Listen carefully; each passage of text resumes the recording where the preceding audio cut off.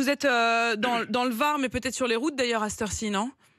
Oui, oui, je suis un super lourd, ouais, je suis vers Nice, là. Et vous vouliez nous raconter, parce que vous avez été victime, vous, d'attaque à la personne et de vol, c'est ça? Ouais, comment on peut dire, un carjacking, quoi.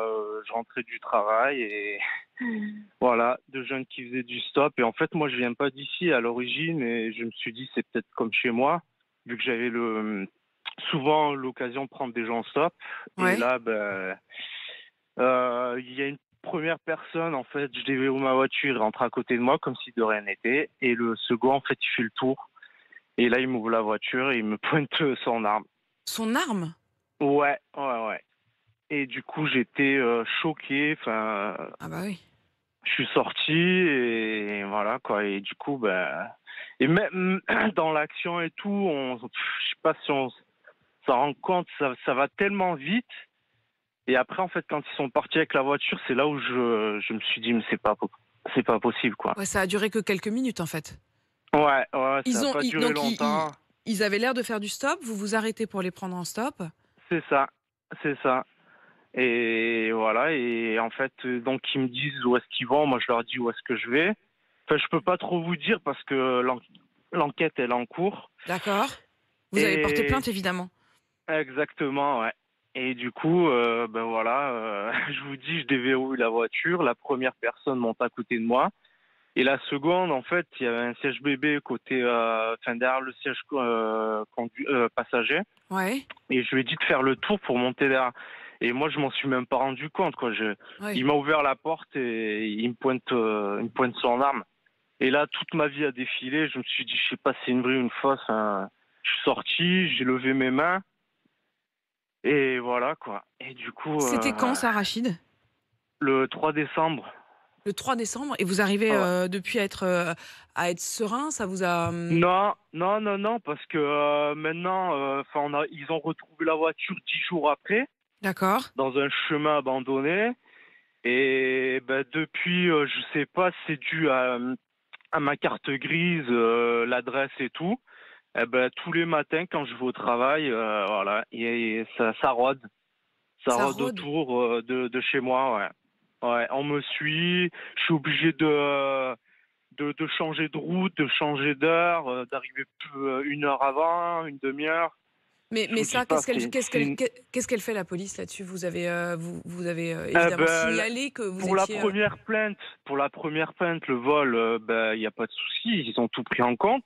mmh, Mais les seconds, enfin les rôdeurs ou le fait de me poursuivre, de mmh. me suivre, ben il n'y a pas grand-chose, quoi. Ils disent malheureusement qu'ils peuvent rien faire parce qu'ils sont dans la voie publique et que et que tant qu'ils n'ont pas fait d'effraction, je me toucher la voiture ou quoi que ce soit, Donc vous vous sentez voilà, en il y a... permanence, vous êtes obligé d'être aux aguets, vous vous sentez en permanence Ah menacé? ouais, ouais. Ah ouais, ouais, ouais. J'ai même ramené ma femme et tout avec moi. Et parce que, enfin, ma femme, elle me croit, mais il y a un de mes voisins qui me croit aussi. Mmh. Et il y en a d'autres qui disent, non, c'est pas possible, arrête de rentre pas dans la psychose. Ils En pensent que vous fait, êtes devenu parano, quoi?